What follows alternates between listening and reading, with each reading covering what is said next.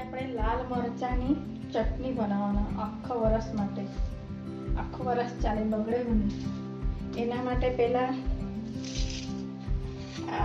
મેં ત્યાં તોડી મૂકેલા છે દાંડા બધા.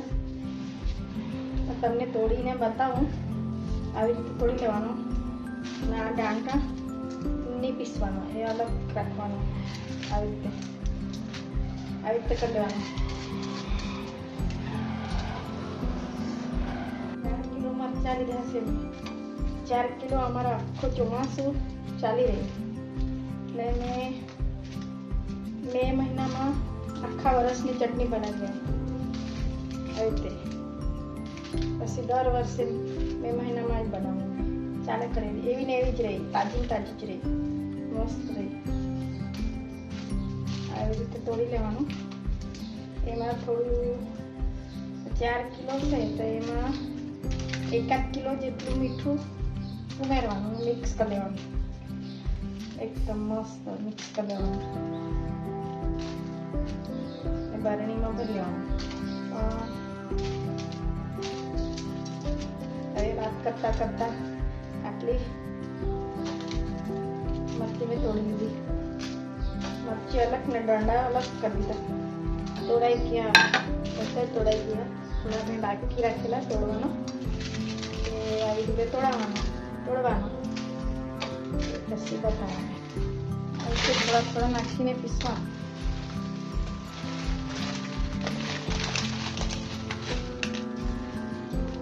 જલ્દી પીસાઈ જાય. ચોમાસા આવી જાય તો ચોમાસામાં મરચાં પીસાય નહીં. ઉનાળામાં જ અમે તો કરી પડશે. આખો વરસનો મસાલો બનાવી દઈએ. હવે આને આપણે પીસી લઈએ. પીસાઈ જાય પછી બતાવવા. આવી રીતે વાટી લેવાનું.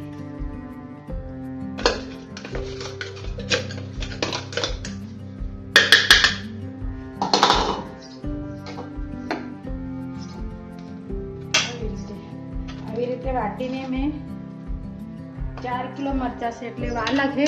આવી રીતે વાટીને મેં તમને બતાવું. આપણી લાલ મરચાંની ચટણી હવે આખી પીસાઈ ગઈ. આખા મરચાં પીસી કાઢ્યા મેં. આમાં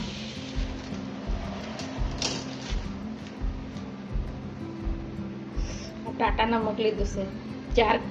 4 કિલો મરચાં હતા, 1 કિલો નમક નાખી દઈએ. પછી ઓછું થાય તો આપણે શાક બનાવવાનું ત્યારે નાખી કરવાનું. એમાં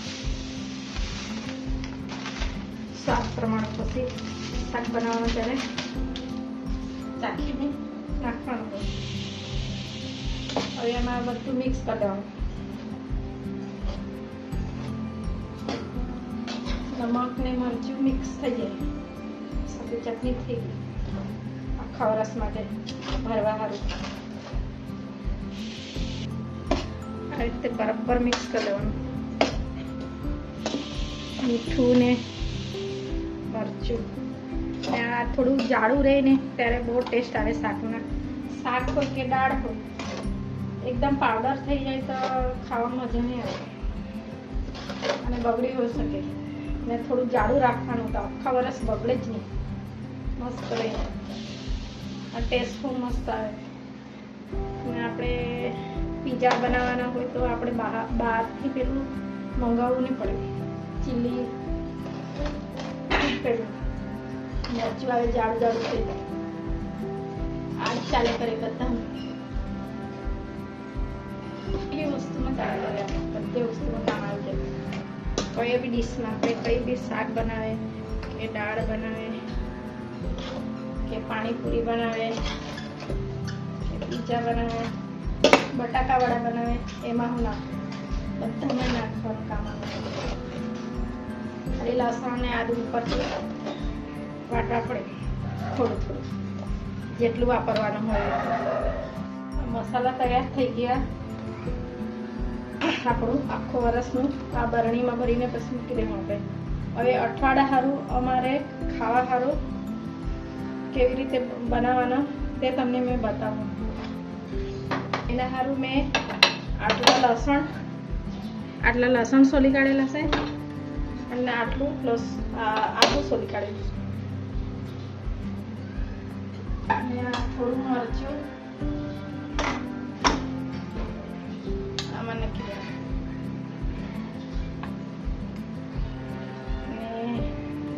અને લસણ બી આમાં નાખી દઈએ. મીઠું તો એમાં મેં નાખેલું જ છે, પછી સ્વાદ પ્રમાણે આપણે શાકમાં નાખી દેવાનું ચાખીને. એને બી આપણે ક્રશ કરી લઈએ ને અઠવાડિયે 10 દિવસ 15 દિવસ સુધી આ ચાલી રહી. આ જેટલું આપણે ચલાવવાનું હોય એટલું ચાલી રહે. 15 દિવસ સુધી 20 દિવસ સુધી પણ ચાલે આ લસણ ને આદુવાળું. પેલું તો આખા વર્ષ માટે કરી જ મૂકેલું છે, એમાંથી થોડું થોડું આપણને જેટલું જોઈએ તેટલું આપણે વાપરવાનું. હવે ક્રશ કરીને બતાવું છું. હવે લસણ ને આદુવાળી આ ચટણી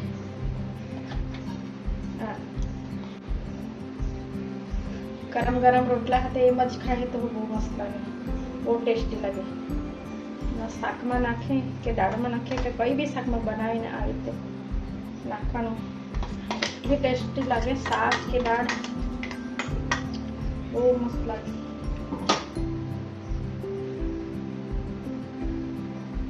20 દિવસ જેવું એનું ટેસ્ટ એમાં મસ્ત રહે. 20 દિવસ ને જેવું એટલું બનાવીને મૂકી રાખવાનું.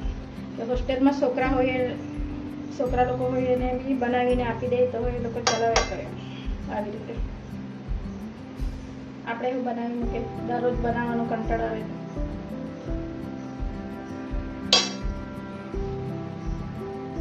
આવી રીતે આ લસણવાળી ચટણીનો વિડીયો બની ગયો. લસણ આદુ ને મરચું બની ગયો. આપણે વરસ માટે ભરી મૂકીએ ભરણીમાં.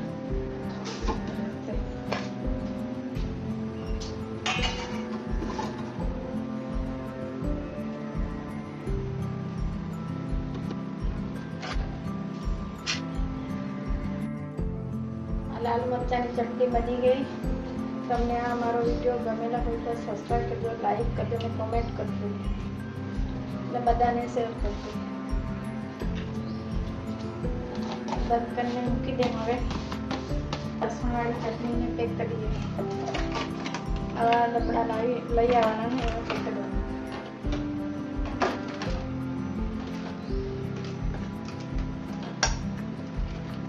આવી રીતે પેક કરીને જ્યાં મોકલાવાના હોય ત્યાં મોકલાવી શકાય. છોકરા લોકો સારું કે કોઈ દૂર નોકરી કરતા હશે એ લોકોને મોકલાવાના હોય તો ચાલે.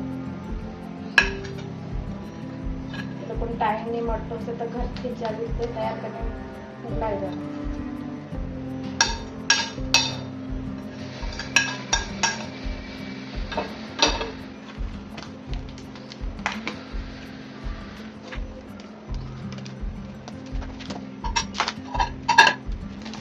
તૈયાર થઈ ગયું.